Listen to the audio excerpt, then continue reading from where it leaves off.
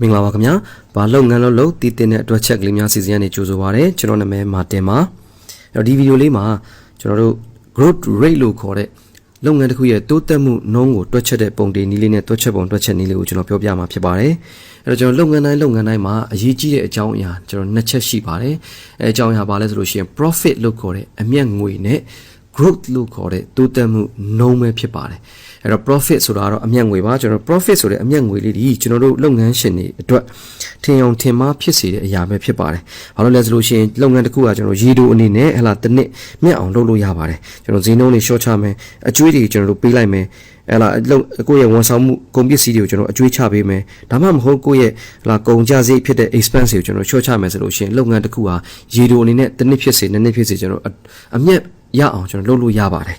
ဒါပေမဲ့အမြဲတမ်းမြတ်နေဖို့ဆိုတာကတော့ growth လို့ခေါ်တဲ့တိုးတက်မှုရှိနေမှသာလျှင်ကျွန်တော်လုပ်ငန်းတစ်ခုကရေရှည်အားဖြင့်အမြဲတမ်းမြတ်နေမှာဖြစ်ပါတယ်ဒါကြောင့်မလို့ကျွန်တော်တို့ growth rate ဆိုတာတွက်ချက်မှုဟာလုပ်ငန်းတစ်ခုရဲ့နောက်ွယ်ရာအကြောင်းအရာတွေကိုပေါ်ပေါက်စေပါတယ်အဲ့တော့ကျွန်တော်တို့ကြည့်ရအောင်ပါဥပမာလေးတစ်ခုအနေနဲ့ပေါ့ဗျာเนาะဥပမာအားဖြင့်ကျွန်တော်တို့ဟာလာ2019ကိုယ့်ရဲ့လုပ်ငန်းကို2019ဟာလာဒီနှစ်ကုန်လို့ကျွန်တော်လုပ်ငန်းချုပ်လိုက်တဲ့အချိန်မှာဆိုကြပါစို့တွက်ရလဲအောင်385သိန်းမြတ်တယ်ပေါ့ဗျာဒါဒီ profit ပေါ့နော်အဲ့တော့ဒီတစ်နှစ်ထဲကိုကြည့်မယ်ဆိုလို့ရှိရင်တော့ကောင်းတယ်ဆိုတဲ့ဆိုတာပြောရခက်ပါတယ်အဲ့တော့အရှုံးမြတ်ပဲကြည့်မယ်ဆိုရင်တော့ okay ပေါ့နော်ဒါမြတ်နေတယ်ဆိုတာရှုံးလိုက်တဲ့ဆိုလို့ရှိရင်တော့ကောင်းတာပေါ့နော်185သိန်းမြတ်တယ်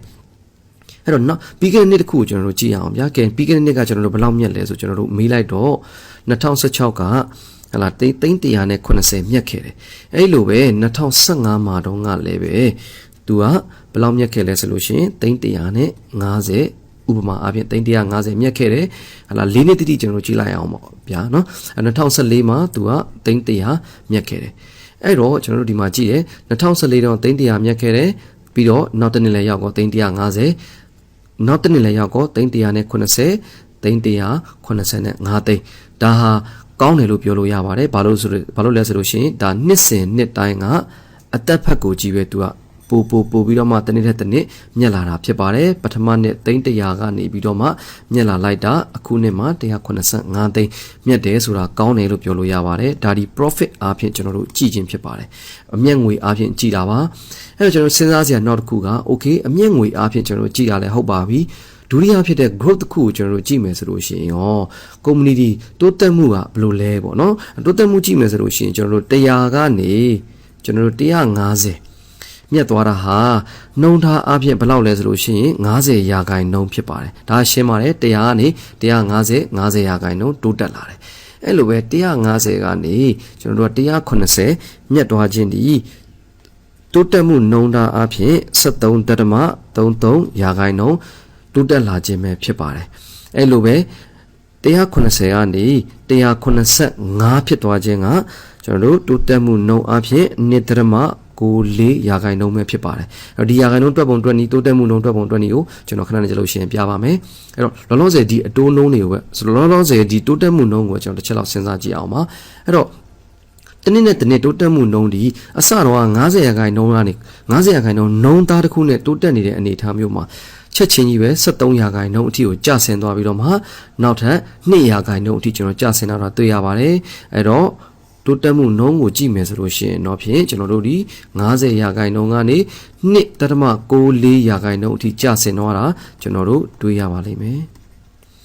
အဲ့တော့ဒီတိုးတက်မှုနှုန်းသားတွေဘာကိုပြောလဲဆိုလို့ရှိရင်အချက်2ချက်ကိုကျွန်တော်တို့ပြောပါတယ်နံပါတ်1ချက်ကဘာလဲဆိုလို့ရှိရင်ကိုယ်လုပ်ငန်းရဲ့တိုးတက်မှုအရှိန်ကြီးတက်သွားသလားကျသွားသလားဆိုတာကိုပြောပါတယ်လုပ်ငန်းတစ်ခုရဲ့အရှိန်တိုးတက်မှုအရှိန်ကိုကျွန်တော်တို့ပြောပါတယ်နံပါတ်2အချက်ကတော့ကိုယ်လုပ်ငန်းရဲ့ရေရှည်နော်ရေရှည်လားရာကိုကျွန်တော်တို့ပြောပါတယ်ရေရှည်မှာကိုယ်လုပ်ငန်းရဲ့လားရာဘာလဲပေါ့နော်ကျဆင်းသွားသလားတိုးတက်သွားသလားဆိုပြီးတော့မှကျွန်တော်တို့ရေရှည်ဆိုတာလေးကကီးပါအဲ့တော့ရေရှည်မှာကိုယ်လုပ်ငန်းရဲ့လားရာဘာလဲဆိုတာကိုကျွန်တော်ပြောခြင်းပဲဖြစ်ပါတယ်ကဲတော့ကျွန်တော်တို့ဒီဟာလေးကကျွန်တော်ဘယ်လိုတွက်လဲဆိုလို့ရှိရင်ကျွန်တော်တို့တွက်ကြည့်အောင်ပါတွက်ချက်မဲ့ပုံတင်နည်းကဘယ်လိုလဲဆိုလို့ရှိရင်ဒီဟာ A က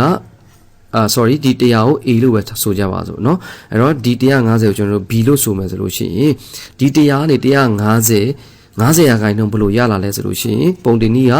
B ခဲကနေပြီးတော့မှ A ကိုနှုတ်ပြီးတော့ A နဲ့စားခြင်းအပြင်ကျွန်တော်တို့က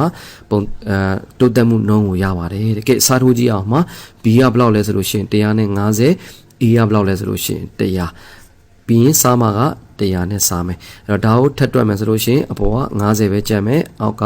100ကျန်မယ်150ကို100နဲ့စားတော့ဘယ်လောက်ရလဲဆိုလို့ရှိရင်3.5ဒီရာခိုင်နှုန်းထည့်ခြင်းနဲ့ဆိုလို့ရှိရင်50ရာခိုင်နှုန်းဖြစ်သွားပါတယ် Okay အဲ့တော့ဒါတော့ growth rate ကိုတွက်ချင်မှာ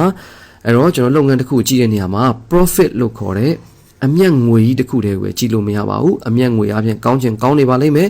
ရေတူအပြင်ကောင်းခြင်းကောင်းနေပါလိမ့်မယ်ဒါပေမဲ့ရေရှည်အပြင်ကိုလုပ်ငန်းတစ်ခုကိုလုပ်ငန်းတစ်ခုရဲ့ရေရှည်လားရာကိုသိကျင်တယ်ဆိုလို့ရှိရင်တော့ကျွန်တော်တို့ဒီ